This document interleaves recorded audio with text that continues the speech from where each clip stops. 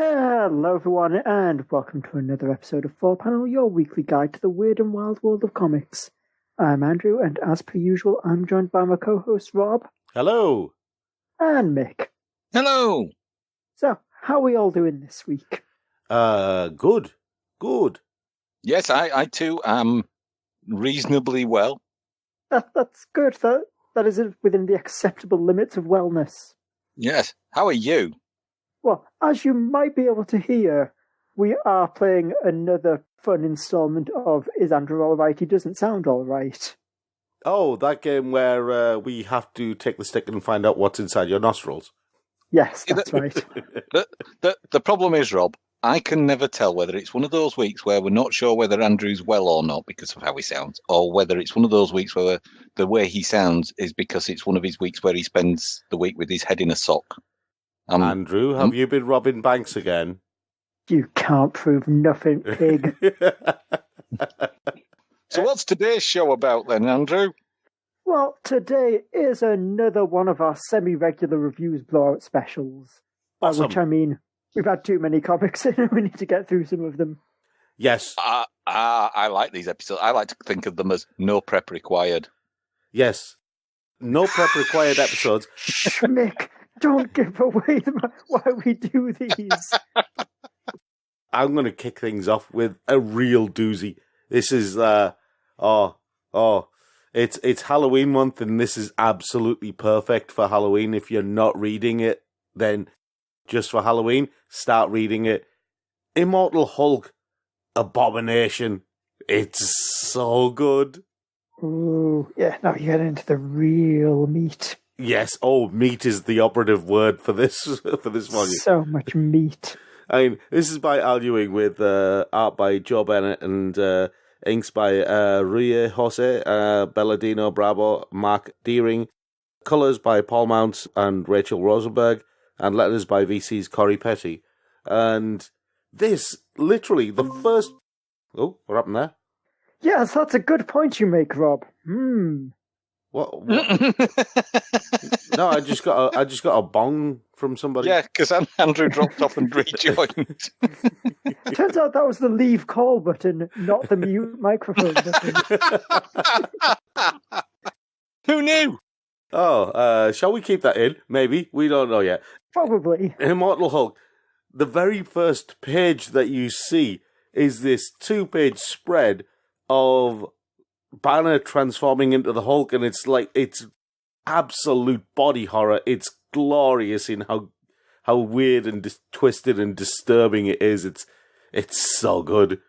And then that's one of the ones where it's like the Hulk is sort of twisting out of him. Yeah, I love that phrase, twisting out of him. Anyway, this starts off with a very kind of, B-movie horror page with somebody frightened, and you see a looming shadow and just this distorted, twisted hand that looks like it's about to murder somebody. It's total, those B-movie horrors that you got from the 1950s and 60s where it has some woman going, ah, on the poster. Yeah. Total B-movie page, and this is a total B-movie comic book, but in the best way possible. So you start off with scientists at Shadow Base Site B who are working on a thing. They're doing a thing, and the reporter woman, she's also trying to unsee the things that she saw while she was having her little trip with the Hulk. But now there seems to have been a problem. The property registered to Elizabeth Ross Banner has a giant hole in the side. So what is going on? She has to go find out. Meanwhile, Doc Samson is with Bruce, and they're trying to figure out what's going on because apparently Rick Jones's body has been stolen. That leads them to a secret base where there are a lot of gamma beasts and a lot of other things. And the guys who are running Black Site, they have a tactic to get Banner into the line of fire instead of Hulk, which is turning on the lights to a daylight setting. But it's not Banner in charge of the body at the moment. No, it's a man with grey eyes who's in charge of the body at the moment.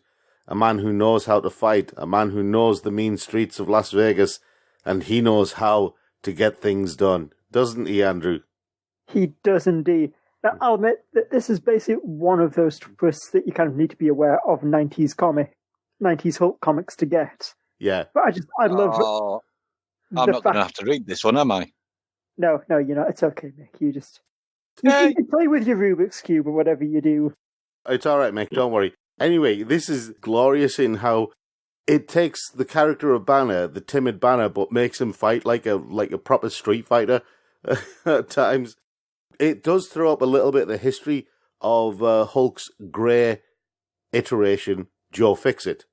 Yeah, because that's who's in control. Yeah, and there's a glorious bit though. The way he turns the tables on the guys running Blacksite, it's amazing in how smart it is. Al Ewing's a genius when it comes to writing this, because I didn't think of doing that. I was thinking, how's he going to get out this? And then there's just this brilliant image of this massive, multi-armed, multi-headed version of the Hulk who's just getting bigger and bigger because of the amount of gamma radiation. And then you get... The multi-Hulk. Yeah. So, when I was a kid, there was a multicultural centre here, and for some reason, culture just got replaced with Hulker, multi-Hulkeral centre for everyone who wants to be Hulk. Anyway, aside from my bad puns, we also find out what's happened to Betty Ross Banner, which is also twisted and distorted, and also, it's just, oh wow. An abomination, oh my god. Emil Blonsky, but this is more abomination than abomination has ever been, isn't it? Yeah, I really love the new design, where it's like the old abomination, but instead of a face, it's just like another pair of hands closed around to make a head. Yeah. And then they open up and you see some rotting corpse head, and they just spew out acid. Yeah. You can't quite make out what he's saying. It's either help kill me or help kill Hulk, isn't it? Yeah, which is really neat, because it's... Are you going to say the twist with Abomination? No, I'm not going to say the twist with Abomination. Okay. I'm not going to say anything like that. What I am going to say is, it's interesting that even in a monsterized form, Betty Ross Banner still knows what Bruce and Hulk need more than anything else, doesn't she? She does, in ways that you might not expect at first. Gruesome and horrible ways that you might not expect at first. I mean, that picture where you just see the shot of Abomination and Betty and Hulk, who's missing arms and legs and has basically been eviscerated. That, to me, is just wow. And then you find out, because that's the last page of that issue, and then you find out what exactly is kind of going on, what happened at that point. But what got me about this was the very, very end of it, where Bruce is floating in a void, and there's a guy who has a red and blue uniform floating on a little kind of rock in space, and you have a very gaunt, looks like undead version of Bruce Banner. Oh yeah, this is the one where it's a bajillion years in the future, isn't it? Yeah. So that red and blue guy, he has a character called Mr. Immortal. Yeah. Which I thought was a really fun reference for Al Ewing to throw in. Yeah, I love the fact that at the end of everything, when all the stars are dying, when entropy's closing in, it ends with just the big words Metatron, and you've just got Bruce, who is probably the only thing left alive in the universe at that point, and Metatron saying to him, "What will you become?" Yeah, which, incidentally, in a more recent issue, they finally follow up on that bit. I love Immortal Hulk. I think it's... My God, it's so good. It's literally one of the best comics I've read ever. It is. Because, I think we haven't even mentioned just how good the character stuff is as well. No, the character stuff is amazing. I think Betty Ross has a great line where, someone asks her where she doesn't turn back, and she's just because this is who I've always been. Yeah. And there's a great bit... big, horrifying monster woman. Yeah. There's a great bit with Doc Samson as well. Hulk is killing all these gamma beasts, and Doc Samson is having this monologue. He says, Sometimes it's a great green beast smashing because it's the only way it can let the pain out. Sometimes it looks at you through stone grey eyes that know just how to hurt you. Sometimes it's the devil himself. And sometimes it looks like just a man, like someone you can trust, like a father.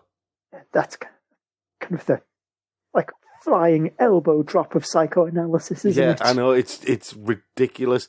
And I love the fact that Hulk is also starting to acknowledge Doc Samson and his psychoanalysis of him as well, which is a really interesting angle, because Hulk's going, that's bad, isn't it? And Doc Samson's going, yes, it's bad. He's like, okay, right, noted. So, see, progress. yes, I know. It's so good. Oh, I'm getting goosebumps just thinking about the next volume. Anyway, who's next? See, the one problem with you reviewing these Immortal Hulk volumes is it makes me want to go back and just reread all of them. Just do it. Do it, man. Do it. You know you want to. All right, Shia LaBeouf. Do it! Oh, actually, that reminds me, I do have an important point to make on the show. Oh, no. We Not have to issue important. an official 4-panel apology, Oh? because I made a terrible, horrible mistake. I said that Shia LaBeouf gets eaten by bugs in Constantine. When he doesn't, he gets smushed into a ceiling. It's still a happy ending for the viewer. Exactly. Whichever way you slice it, it's a happy ending for the viewer. Anyway, who's next? I actually like that film quite a bit. It's better than people think. It's just a fun, silly action movie, and Tilda Swinton's really good in it. Yep, like I said. Anyway, yeah, Mick, comics, you've got them. That's right. I have got Straight Out of Brooklyn, which, for all you fact fans out there, is a collection of stories about the only craft beer collecting superhero in the Marvel Universe. That's right, it's camera card carrying Miles Morales. That's just as funny as the first time we made that joke. I wasn't here then, though. I thought, Anyway. was it not you who made it the first time? It was him who made it the first time. But not on air. That's right, it was off. You know, I'll give you that then. Thank you. It's only in the world outside the podcast that joke's been comprehensively run into the ground. I know. Anyway, Miles Morales, Straight Out of Brooklyn, is an interesting tome. Is it because there's not a colon where there should be? There is no colon where there should be one. It's like he's had some kind of gastric bypass operation. But basically, this is the story of Miles Morales teaming up with that well-known superhero sidekick, the Rhino. That's right. Wait a minute. What? Say what? I know. Hold on a second while I consult my official handbook of the Marvel Universe. But I'm not 100% on that one. When you say superhero sidekick, is Rhino... I jest. I mean, I guess that there have been times when Spider-Man has defeated him with a sidekick. Yeah, no. What it is, some kids are going missing. And one of them is the cousin of Miles's kind of girlfriend, which is how they refer to each other. And the other one is the niece of the Rhino's girlfriend. And they run into each other and get into a bit of a scrap whilst on the trail of these missing kids. And after realising that they're both on the trail of the same thing, they reluctantly decide to team up. And they make quite an effective team of brain and brawn, and agility and brawn, and spider sense and brawn. They eventually track down the kids, find out what's going on. It's all part of a master plan by Tombstone, who seems to be a fairly two-dimensional villain. I mean, it's a comic book, so of course he's two-dimensional. But even within the realms of comic bookdom, he seems to be fairly bland as a villain. Yeah, I think it's just he is the villain here because we need someone who is a bad guy. Yeah, it's almost like insert a villain here because it needs one. There's also someone called the Snatcher. Guess what he does? Oh no, I don't want to. He already guessed. You might as well tell No, him. thank you. In the meanwhile, Miles is dealing with those everyday issues that every web slinger has to deal with of, school, relationships, that kind of thing. And his actual nemesis, far more so than Rhino or Tombstone or the Snatcher, is the vice principal of the school, who's determined to prove that Miles Morales may not always be in school when he says he is. So that's running parallel. So did you finally give up on Ferris Bueller then? Apparently so, yeah. And this is where this is what it sort of pans out as. There's lots of shenanigans around doing the Spider-Man-y things, fighting off the Frost Pharaoh as he does something at the local museum. The Frost Pharaoh. I actually do quite like that name. I mean, it's like someone saw King Tut from the 1966 Batman series and went, we need that in the Marvel Universe, but with ice power. Yeah. I loved them, but we need some kind of Egyptian-themed villain. Yeah. What was ancient Egypt incredibly well known for? Oh yes, it's heavy snowfall. So there's a sort of crazy chase to try and get back to school in time to not be discovered for having snuck out to prevent a disaster at the museum. And it involves, there's a sort of Scotty Young type, almost like a combination between a 2-page spread of a comic book panel and a sort of one of those games you get where you've got to get from one end of the page to the other end of the page in a Christmas annual, which is quite a nice little touch. And then it all rounds off with a showdown with Tombstone, who's trying to run guns throughout Brooklyn. And again, there's a kind of villainous team up, but it's not with a villain. It's with a villain's daughter. It's a flyy villain. It's a flyy villain that was played by Michael Keaton that one time. Evil Batman. Yes, it's a Marvel DC cross. Of course, it's not Batman, you fool. And is Evil Birdman? Wait. Yep, it's that actor guy who went a bit mad at the end of Birdman. Oh, so close. Is it Evil Beetlejuice? You're getting I colder think you again. just mean Beetlejuice, Rob. Beetlejuice isn't evil. No, Rob, what have you done? Oh, he said it twice now. 3 times. No, you said it once. Does it have to be the same person who says it 3 times? Yes. I think so. God, I hope so. We're safe. I'm not sitting through that movie again. It's been too long. What's wrong with Beetlejuice? Oh, you see, you're on 2 now. I think Nothing's wrong with the movie. I just don't want to live in it. I think Betelgeuse This is why is a I haven't perfectly said good it. moon of Jupiter. Anyway, there's a showdown with Tombstone and the Vulture's daughter to get off that riff. And there's also some interaction with Uncle Aaron, who it turns out is not a good man. So, Gasp! Who would have thunk that except for everyone who's read a Spider-Man comic or seen Into the Spider-Verse or is just generally aware of the tropes of storytelling? and this is the thing. This is my first sort of comic book introduction to Miles Morales. I have watched Into the Spider-Verse. It was a bit too spidery for my liking, as was Into the Spider-Verse in comic book form, or Edge of Spider-Verse. I think I did, because I wasn't brave enough to dip my toes into the full Spider-Verse. And my only complaint about it is that the Frost Pharaoh storyline feels like filler, and because it starts off with Tombstone involved in a caper, and it finishes with Tombstone involved in a caper, you kind of want there to be a Tombstone theme, or at least some kind of link to Tombstone in the intervening pages. But it just feels like that middle section is disconnected in that way that you sometimes get these collections that they don't feel like they've written for the trade. They feel like they've written some individual issues and realise that, oh, actually 5 of them work quite well together. Let's put in a 6th issue just in the middle of the run, just for completeness. There's guest appearances by Captain America, just to sort of weigh in. I think Iron Man turns up at one point. And yeah, it's an enjoyable set of stories. It would just be nicer with that more strong linking material. It's written by Saladin Ahmed.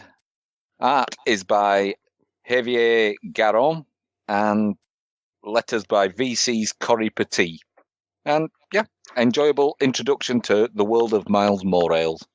Now, VC Corey Petit has been in the first two. Let's see if he's in any more. Well, he is probably not going to be in this first one because I've gone over to Dark Horse and I have been reading The Mask Omnibus, which is written by John Arcudi with art by Doug Mank and other things by Matt Webb, Keith Williams, Rich Perotta, Chris Shalnor, Gregory Wright, Pat Brossow, David Jackson, and Louis Buhalis. And, before I start, I should probably, full disclosure, this omnibus consists of the original 3 Mask graphic novels, The Mask Returns, and The Mask Strikes Back, but I only read The Mask. Because that in and of itself is 150 pages long. Not to spoil too much, but boy howdy was I aware that story was 150 pages long. So this book actually ties into last week's theme of, comics that are very different from their eventual movie adaptations. Yeah, I've read some of The Mask before, and it's nothing like the films. Yeah, I mean, it's like the films in that it's about a man called Stanley Ipkiss who finds, an ancient mask and puts it on and becomes, a living cartoon character. Yeah. But then kind of takes a hard turn away from the movies when he immediately goes on, a violent rampage, killing everyone who he feels like has ever wronged him. Yep. I think the idea is it's this kind of very post-Watchmen idea of deconstruction where it's like, hey, what if a character was like a Looney Tunes character but in the gritty real world and they'd just be a violent bad person and it would be kind of scary but also I guess kind of black comedy, except the kind of black comedy where it's not really that funny. Yeah, I mean, when you say it like that, it does explain a certain amount of the humour in The Mask, the stuff that just kind of fell flat. I'm talking about the film, especially in the more violent scenes when you saw the mask trying to be funny, and it just didn't work. Yeah, I feel like that's probably maybe, I guess, things that might have been left over from an earlier draft where it maybe was a bit closer to the comics. Yeah. I think. Because I remember when I was doing a bit of research for last week, I think it's only a common misconception that's that they changed it when Jim Carrey was brought on. I think they decided they wanted to go in a more family-friendly direction, probably because that's more marketable. Yeah. And then then they got Jim Carrey involved. So yeah, that's the Mask movie. Completely insufferable for different reasons than the Mask comic book. Wow. Yeah, that's right. That's my bold stance here in the year 2019. I don't like Jim Carrey. But yeah, I'm going to concur with that. Not even in a series of unfortunate events? Never seen it, because it's got Jim Carrey in it. I feel like maybe that one, from what I've seen, is more okay. It's it's heyday Jim Carrey, where it's just, here's a solid 10 minutes of me just talking, and look, I'm doing a funny voice, and now it's another funny voice, and now it's another funny voice. Yeah. And now I'm going to gurn my face. Yeah, I prefer him in sort of more straight roles. Yeah. Like hit film The Number 23. That's right, yes. The bus we get to work. No, that was the sequel. The Number 23A. See, I do think the that number 23 would have been better if it was just about his morning commute. Anyway, you were telling us all about The Mask. Yeah, The Mask, I think comedy-wise, it's a mixture of, as much as I say it's different from The Mask the film, I think it does have a similar way of being just it's very loud and very in-your-face stuff. It's, oh, look, he hit himself in the head with a hammer, but he didn't feel a thing, so now he's going to hit himself in the head with a hammer a load more times, and then he's going to shoot himself, and it's just this non-stop parade of sort of tepidly funny gags, and a lot of them just they're not very good at like setting up and paying things off, like in the way that like something like Deadpool now would be kind of good at like Deadpool does something, and then there's like a beat where maybe there's like a panel with no one talking, and then it's like the punchline or whatever. This is just everything, every page like crammed full of dialogue, like just with no one reacting to anything. It's just, a thing happens and it's on to the next thing. Yeah, I get what you mean. It's just kind of machine gun type action comedy. Yeah, I think, to be fair, I think there's one gag that I think works, and that's a good example of like how it should have been played. Is that like the Mask is facing off with some police officers, and he like reaches into his jacket pocket and pulls out like what looks like just a stick or something, but then he keeps like pulling, and it cuts to like the police people's faces, and he keeps pulling, like it's the whole it's an impossibly long stick, and then he pulls it out, and it's actually a massive battle axe. I'm like, that's fun. Yeah, that would make me chuckle. Except for the bit when he then yells like, I asked you little wussies, is that a bleeping question? Yeah. He's also a macho, manly man, Rob. Except when he's not. Yeah. Oh, also unsurprisingly, in the bits when he's not, from a comic written in the 1990s. Yeah. Little bit homophobic. Oh, yes.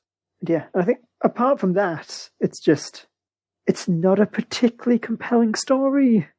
I think that was the main thing with The Mask. It wasn't meant to be a compelling story. It was just meant to be, oh, look, this is fun. Yeah.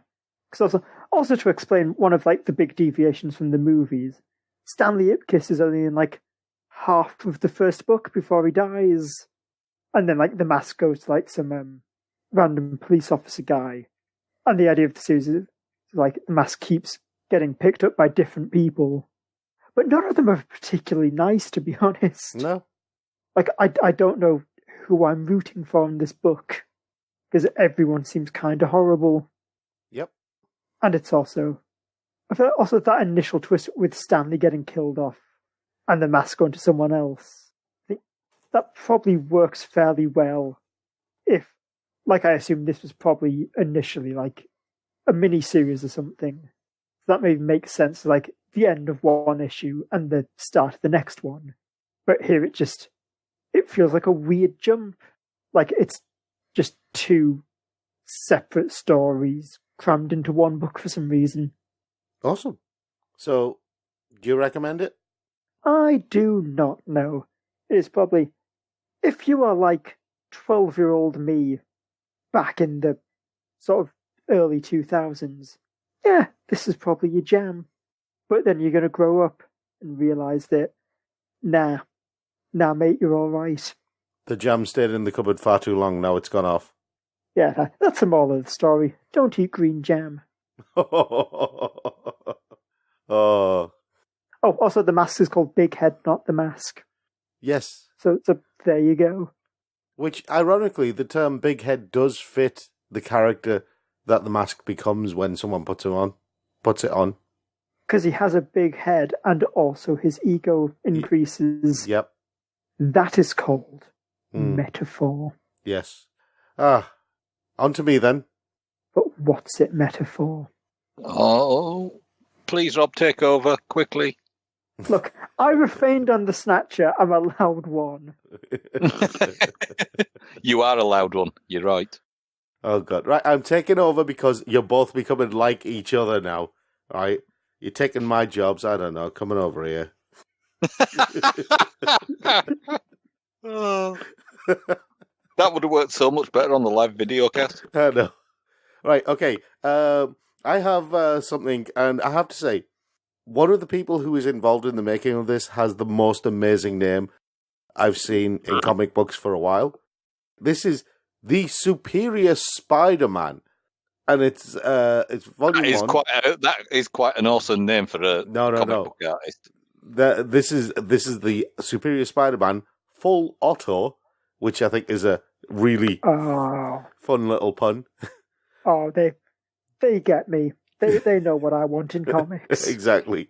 But this is by Christos Gage, and it's got art by Mike Hawthorne, and inks by possibly one of the best names in... We should make a list of the best names involved in comic book creation, right? Wade von Grawbadger. Wow. I mean, that actually sounds like the name they'd give to the latest in the X-23 series of mutants. Exactly. With Victor Olazaba and Andy Owens, Geordie Belair as colours, and VC's Clayton Cowles for letters. But Wade von Grawbadger is just... It's an amazing name. Wade von Grawbadger. It is, isn't it? It is. I guess there's like comic bits. Yes, there's comic books. Well. So we're going to leave Mr. Grawbadger's name to one side, or Mr. Von Grawbadger, to give him his full surname. This starts off with Otto fighting the most heinous of Spider-Man's supervillain foes, who knows that this isn't the real Spider-Man, it's somebody else who's playing the role of Spider-Man, the Stilt Man. And he has the power of being very tall and incredibly unstable. Yeah. And you got some witty repartee between the two of them as they're fighting, with Otto calling... sorry, his name's not Otto in this. We'll get to that in a bit, though. But Otto's calling Stiltman a buffoon and everything like that, in the way that Otto Octavius would. But what Otto's really thinking is, should I continue this fight with Stiltman? Because I have an important lecture at Horizon University. It's for the end of term. I have to make it to that as well. I need to sort this out quickly so I can make it to my lecture. Because he is playing the role of Professor Elliot Tolliver. That is his current secret identity. The only problem is that also at Horizon University, because he kind of slips up when he's given the lecture, by ending it with, to transcend the limits of the universe, first transcend the limits in yourself. So go forth and remake the world. The die is cast. I mean, to be fair, I've been to university. I wouldn't think that much of my lecture is just doing supervillain monologues and then saying, like, iconic supervillain catchphrases. I'd think more of my lectures at university if they were doing supervillain monologues. I would actually attend lectures at university. The problem is that Otto Octavius has had two women that he loved in his life. The first one was Mary Alice, and the second one was Anna Maria. The problem is...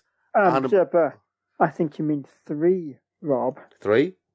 I think you're forgetting the hot, steamy love affair between Otto Octavius and one May Parker. No, I'm not forgetting that. I'm choosing to ignore it completely, because that just leads to when he took over Peter Parker's body. So anyway, Otto has run into a problem, because when he said the die is cast, it made a certain person very suspicious, because she's heard that phrase before. She heard it from her ex-boyfriend, Otto Octavius, because Anna Maria also works at Horizon University. Anyway, moving on to Superior Spider-Man, who is with his Gravedigger crew, or whoever it is, the bunch of mercenaries who are basically fighting off evil cults.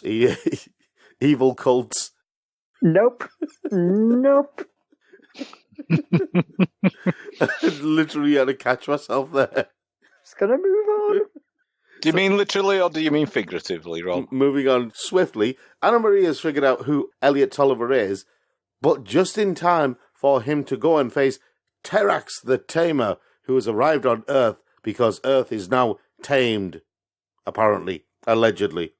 So Otto's fighting Terax and things are going well because Otto is Otto and Terax has the power cosmic, which, you know, things happen, which means that Elliot Tolliver, I can't call him Elliot, it just doesn't sound natural. I'm going to keep calling him Otto. But Otto ends up in hospital, and then he's saving people, and he's slowly realizing that normal, everyday people are worthy as well, and there are things that they have to offer that are good and wholesome and stuff like that. And then the demons invade, which leads to him having to team up with Dr. Stephen Strange. And so that's an interesting team up. Dr. Stephen Strange and Dr. Otto Octavius. Steve knows that it's Otto, by the way, which is, that's a lot of fun. Because it happens while Otto is having a first date, and his date gets infected with a demon. Okay. Yeah. He doesn't have a lot of luck, does he, does old No. Otto Octavius? There's a great clause to this, though, which has Anna Maria and Otto talking, and Anna Maria says to him, okay, let's talk first date etiquette. No talking about exes, especially me. Do not say the die is cast. It's played, and for love of God, no supervillain stuff. And Otto's going, perhaps I should try a nap. I understand it's all online now. So that's all we need is Otto on Tinder. Speaking of things that we should move away from very swiftly. Yeah. Yeah. I mean, to be fair, in his old form, he'd have been able to narrow the field down quite rapidly, wouldn't he? Because he'd be able to swipe 3 or 4 at a time. Anyway, Mick.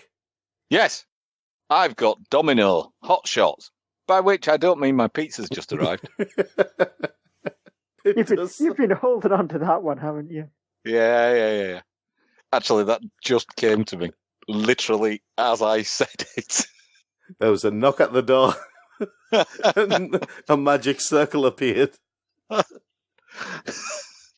So, this is the latest collection in the run of Domino by Gail Simone. You've got art by David Baldion and Michael Shelfer, and letters by VC's Clayton Cowles.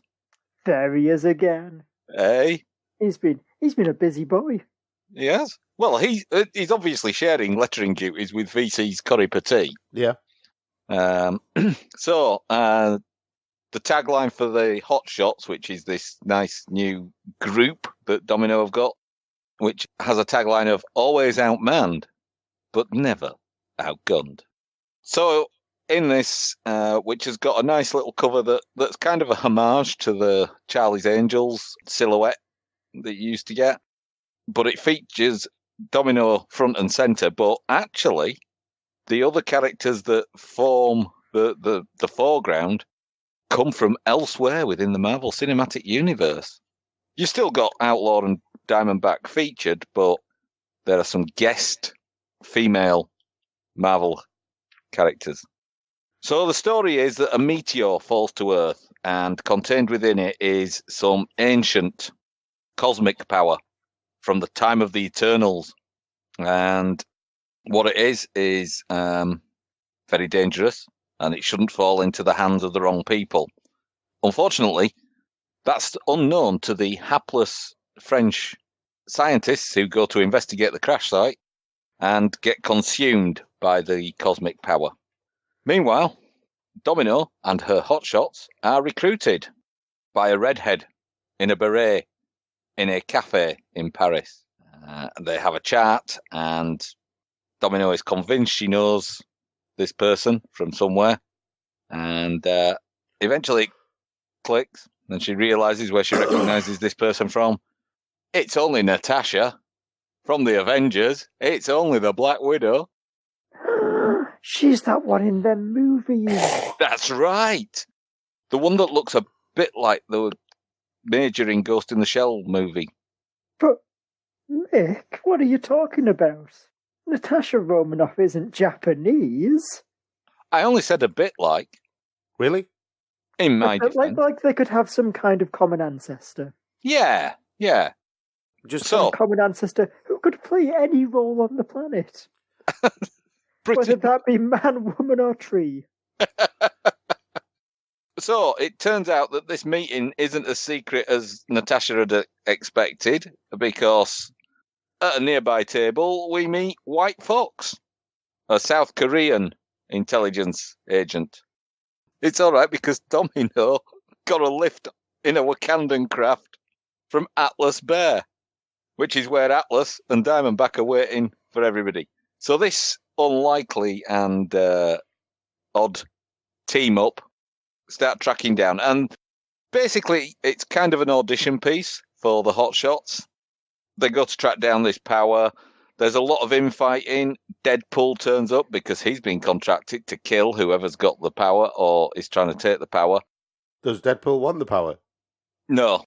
Is he going No. to be... What Deadpool wants is to fulfill his contract. Either that or get laid. Because this is Deadpool. One of these things happens. And maybe not the one you think. Maybe not. Obviously, it's clear that whoever gets his power is going to be dangerous. So, of course, Stark Industries are aware. Along come some remote Iron Man suits called the Falsies to intervene. They get their asses whooped. And reluctantly, Tony Stark agrees to help track down the scientist that's been consumed by this galactic power. Over the course of the adventure, all the girls get touched by the cosmic power of the Eternals, and there is just this massive smackdown. There's a lot of commentary about loyalty to nation, about whether it's important to prevent one single nation having control of it. Obviously, Atlas Bear wants to take it back for Wakanda. White Fox wants to take it back to Korea. There's some doubt even whether, actually Natasha's going to try and wrest the power and take it back to Russia. The only person who definitely doesn't want the power is Deadpool.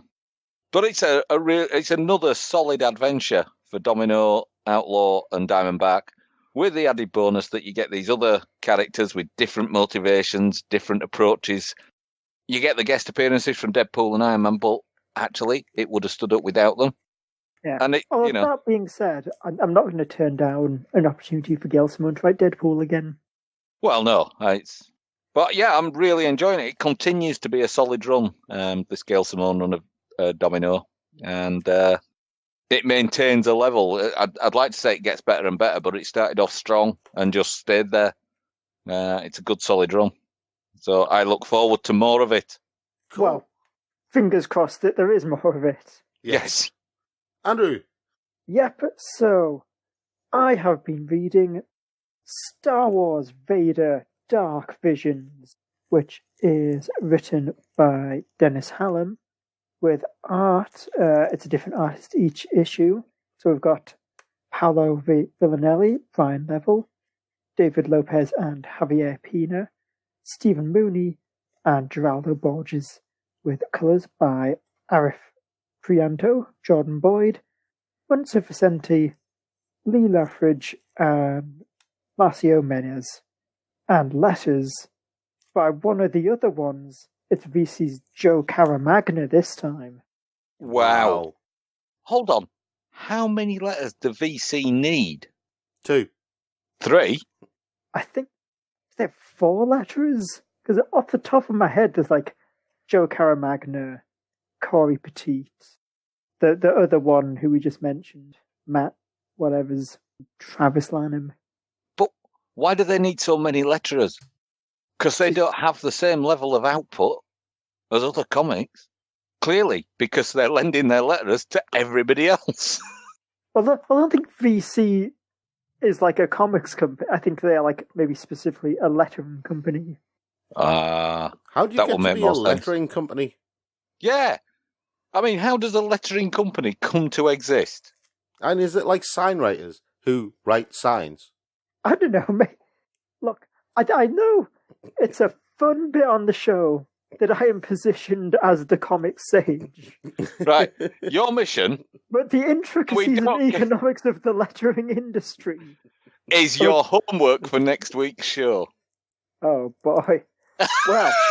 Well, next week was going to be a fun show about horror comics.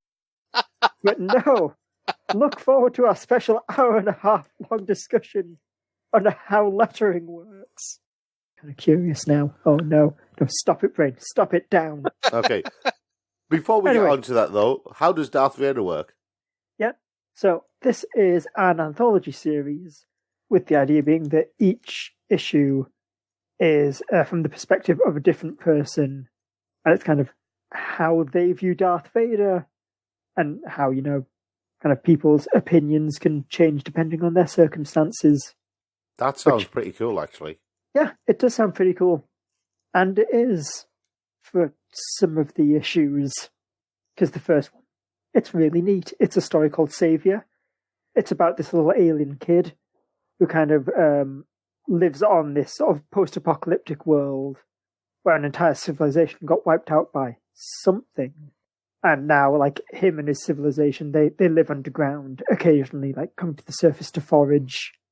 And from their perspective, like, the whole war between the Rebel and Empire, that's, like, just gods, like, battling it out in the heavens. When one day, one of those gods kind of comes crashing down on his planet in his mighty fireball and outstrides the Dark Knight with it. No, not Batman, the other one. With his sword of fire. Oh, right, okay, yeah. It's Darth Vader. And what happens is so Darth Vader, he's crashed on this planet, he needs to repair his ship. But it turns out he's landed in what they describe as the Ender, which, firstly, turns out to be the thing that wiped out their civilization. Secondly, turns out to be a big old kaiju. So it's Darth Vader versus a building-sized shark monster. Does it have lasers? I mean, he has lasers. But does the building-sized shark monster have lasers? No, it just has big old chompers. Yeah, so that one's fun. Because that's like the idea that from, his perspective, Darth Vader's like this great god that's come down to the planet to liberate them from like the monster that's cursed them. Then the second one, Unacceptable, that's really fun too. It's about this Imperial officer who it starts with him kind of, basically they're chasing down a rebel spy and he escapes and you see him yelling, failure is unacceptable. Then his second commander says, well, I wouldn't call it a failure. We've still wiped out all the rebels in this area and taken back the system. And so the commander, he kind of has this, well, okay, we'll send in a report for now saying, the mission was a success and we'll massage in the actual truth a little bit later. Only then he finds out that rebel spy, the one they definitely captured and is in the holding cell right now, Darth Vader's come to pick him up. And we get a flashback to, like, him as a lieutenant watching Darth Vader, like, kill a bunch of officers who failed him while saying failure is unacceptable. And it kicks off basically this whole crazy mission where the commander decides, right, no, we're going after that rebel spy right now. What's that? He escapes into an asteroid field. Don't care. Drive the Star Destroyer in there. We'll take it all on the shields. He's down on a desert planet now. Fine. Send TIE fighters. What's that? Some of them might get lost in, like, the terrible conditions. Fine. Send all of them. What's that? All our TIE fighters are destroyed now? And the rebel spy has flown into a gigantic space slug to escape? Guess we're ramming the space slug. Wow. And it's this great bit of, that bit in Empire Strikes Back where the Millennium Falcon kind of goes into the space slug? Yeah. Imagine that. Only it's a whole Star Destroyer just, like, cramming itself down the throat. Guess what? It doesn't go well. Yeah, I'm not surprised. And I love that it ends with the commander kind of hiding on the burning wreckage of his Star Destroyer when just Darth Vader walks up and says, failure is unacceptable. Then it gets bad. Oh. Because the third issue is called Tall, Dark and Handsome. And the idea is, it's a nurse who works on the Death Star. And she develops, like, a bit of a crush on Darth Vader. And it is what the kids today like to call problematic.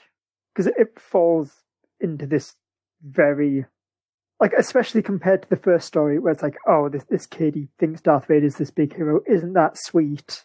This one is like, what's that woman having a crush on Darth Vader? Dames be crazy, don't they? Oh. Yeah. Oh, no. And especially because, like, it ends with her sort of sneaking into Darth Vader's quarters, and he immediately just, like, stabs her with his lightsaber. And there's this very kind of... Was that a euphemism? Oh, I wish. No, he just murders her. And it's this kind of very, well, I guess what she got what she deserved for being a crazy broad. Oh. Oh, no. No, Star Wars, why? Well, I mean, I've been asking that since 1977, but... Yeah, that's just a really uncomfortable story. Which is nice because that's also the one with the art by David Lopez and Javier Pina, who do a really fantastic job. Just a fantastic job drawing a thing that should not exist. And then we've got 2 more issues where it kind of just feels like they ran out of ideas. Like, 4 is about this hotshot rebel pilot who kind of, gets into a dogfight with Darth Vader and loses his bottle. And then, the last one's about some guy who runs a bar, but then Darth Vader comes in wanting a thing that he's got hidden, so he goes on the run, and Vader hunts him down. And they just seem like very generically Darth Vader-y stories. It feels like they only really had, in the original pitch meeting, they thought of 3 ideas for, alternate takes on Darth Vader, and then just ran out. And so just had to, shove 2 more in. So yeah, that's Vader Dark Visions. It's pretty darn disappointing. Yeah, it doesn't sound up to the standard of the other Vader stuff that you've read. And you've read a fair bit of the Vader stuff as well. Yeah, I certainly have. And this is definitely a come down. But yeah, that's all I have to say about that one. Mick, do you want to do another one? Yes, I do. And I'm going to go out on a limb here and say, buy this one. And that's before I've told you anything about it. Oh, well, that was easy enough, right? Moving on. I suppose I better go through the title, really. Otherwise, it'd be really difficult to buy it. I mean, I don't know. It is spoiling some of the mystique, I feel. Funny you should use the word mystique. Because it's not about mystique, but it is about mystery. Mystery Science Theatre 3000. Or, as those of us who are familiar with the series will call it, MST3K. So for those of you who've been living under a rock for about the last 20, 25 years, MST3K is a TV show where the crew of a space freighter spend their downtime watching public domain sci-fi movies and riffing on them and basically just narrating their own storyline to make it better than the one that's on screen. Often with hilarious results. Yeah. Yeah, I know. I've seen a couple of them, and the one I remember, I actually don't remember the name of the film. But it's some old sci-fi film where they just keep coming up with new names for the protagonist. Yeah. It's Beef Hard Chunk. Yes. Slab Man Castle. So what they've decided to do now is they've started to riff on public domain comics. Oh, so it is actually like Mystery Science Theatre, but with comics. Yeah. So, the framing mechanism is that Kinga Forrester, who controls the media empire that their ship is part of, has got a new device called the Bubbleator. And when you're surrounded by the bubbles, it allows you to live in the world of comics. They use a sample from a funny animal comic, and then they plunge the crew of the ship into some pulp, 1930s, 40s, 50s feeling comics, and they spread them throughout the comics. So some of them appear in multiple issues and multiple stories. One gets thrown into Johnny Jason, Teen Reporter, and the comic becomes known as Tom Servo, Teen Reporter. There's a sort of 30s superhero comic called The Black Cat. She's Hollywood's most beautiful leading lady, but she's bored with her ultra-sophisticated life and takes to crime fighting with an unlikely partner who is Jonah from the MST3K crew. And then the Crow robot becomes a sort of crypt keeper and appears in an anthology series along the lines of sort of creep show type, Tales from the Crypt type comic. And what they've done is they've used a team of artists to match the art styles of the comics that they're riffing on. And to denote where they're riffing, they've marked the speech bubbles that are riffs with a tiny circle. And one of my favourite panels is that one of the creep show, it's got sort of Tales from the Crypt type stories, is called The Clay Coffin. And it starts off telling you about Hortense had wealth, talent, and a husband. But she didn't have beauty or love, and even at the cost of death, that was what she was going after. So it tells the story of her loveless marriage to Grover. He's having it away with the maid. God, he really went downhill once he left Sesame Street. He did, yeah. And the riff goes, he sets off for work, and it's the normal comic in this panel goes as he's leaving this beautiful house, which has been paid for by her art. Goodbye, my love. I shall see you at dinner. Don't work too hard at your sculpturing. I won't, dear. Goodbye. And the chauffeur says, and you may find yourself in a beautiful house with a beautiful wife. And you may say to yourself, to which Grover replies, well, how did I get here? And then going past is one of the robots on a little sort of scooter going, letting the days go by, I see. Oh, that's cool. I like it. And it is, I haven't actually finished it yet, but it's on occasion it has had me weeping. You know, little things like someone who suddenly gets cast into shadow. What is that stuff on your forehead?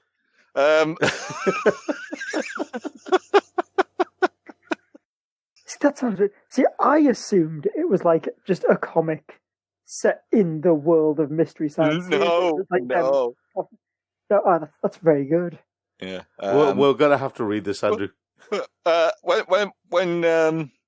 When Jonah turns up at when Tom Servo turns up at the house of this Hollywood starlet, her father meets him at the door and says, hello, I'm Shelley's father, but for some reason the artist has painted me as a Lutheran minister.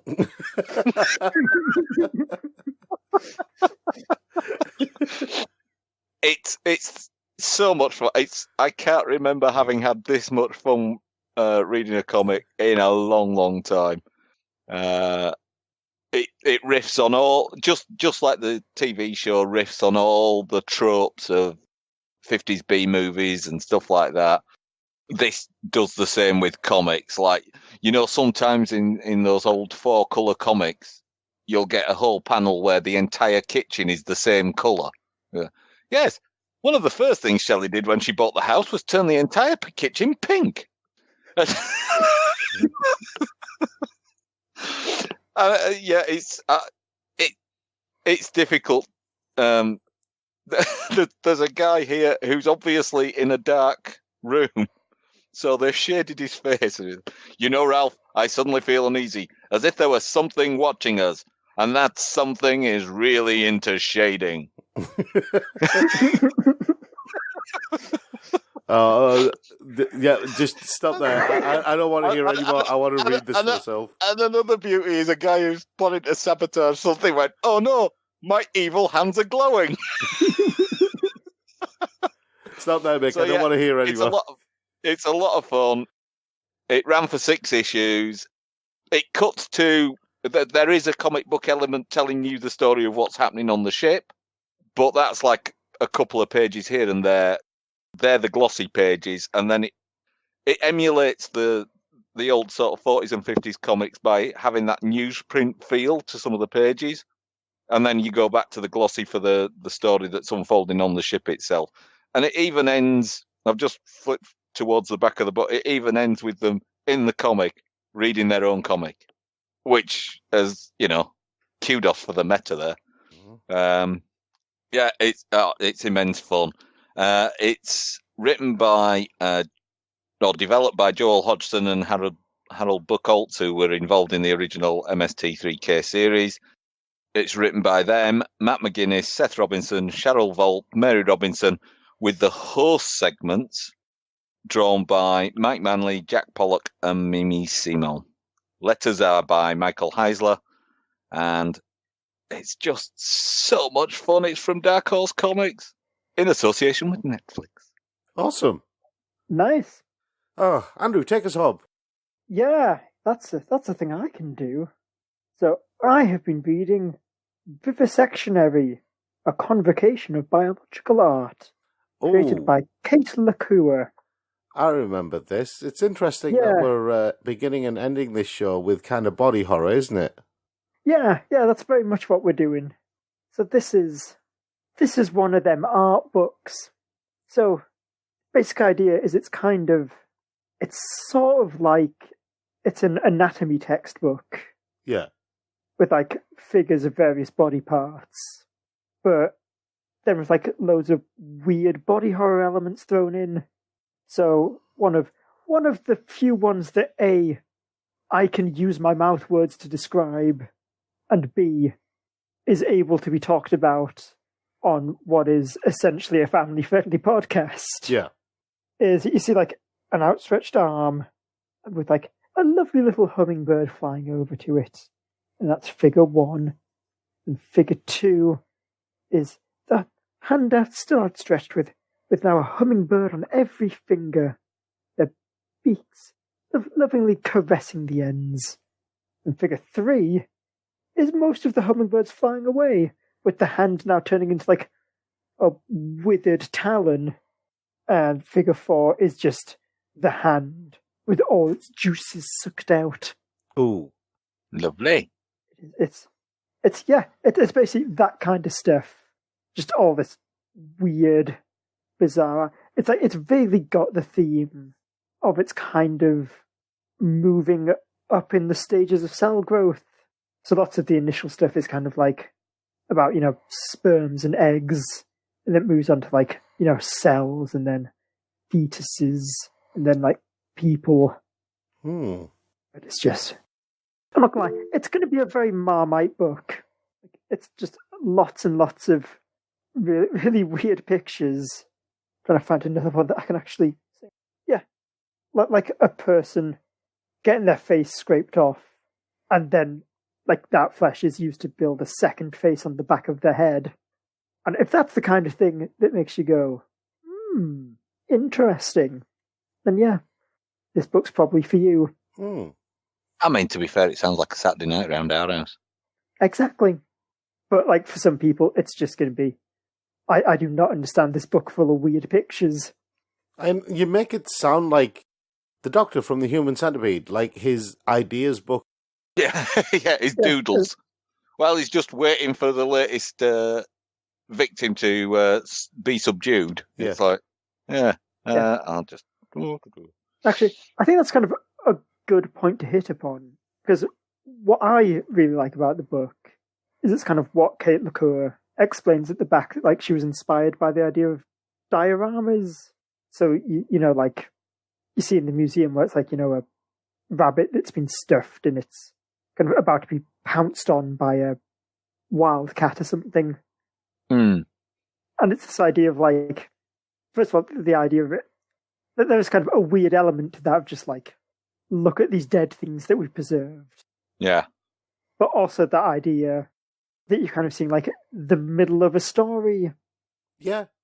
Where like you're looking at how do you get to this point and what's going to happen from here on in? Yeah, exactly. So all the things in this book you're looking at going, oh yeah, this sort of looks like it should be a diagram that's explaining some kind of process, but you can't quite work out what it is. Like there's like someone with their fingers getting chopped off with like Latin inscriptions, and then like a weird Illuminati eye like shooting through the hole in their hand, and it's like you put the heart and the brain in the goblet, and then the dove flies into the goblet, and it's like it's some weird arcane ritual that you just don't have the knowledge to comprehend. And I think that's neat. Cool. Sounds awesome. Yeah. And also highly disturbing at the same time. It is. Plus, you get to find out just how many parts of the body can be redrawn to look like genitalia. Wow. Spoiler alert, it's all of them. Although, ironically, not the genitalia. Well, that would probably kind of defeat the purpose, I think. Right, so we done for the day? I think so. I think that's us. Okay, so if you want to catch any of our other episodes or any of the other shows on the Geek Show Podcast Network, then you can find them all on our website, thegeekshow.co.uk, or on whichever podcast provider or podcast app that you're using, whether it's Audio Boom or whether it's Stitcher or Deezer or Spotify or something like that. If you are listening through anything like that, then leave us a rating, leave us a review. It does help us improve, and it does help us with exposure. If you are heading to our site, then check out some of our video game reviews and movie reviews and various other things as well. Our shop and Patreon are on there as well. And that's about it from us for this week. We will see you all next week. Until next time, then, I've been Rob. I've been Andrew. And I've been Mick. And we will see you all later. Thanks for listening. Goodbye now.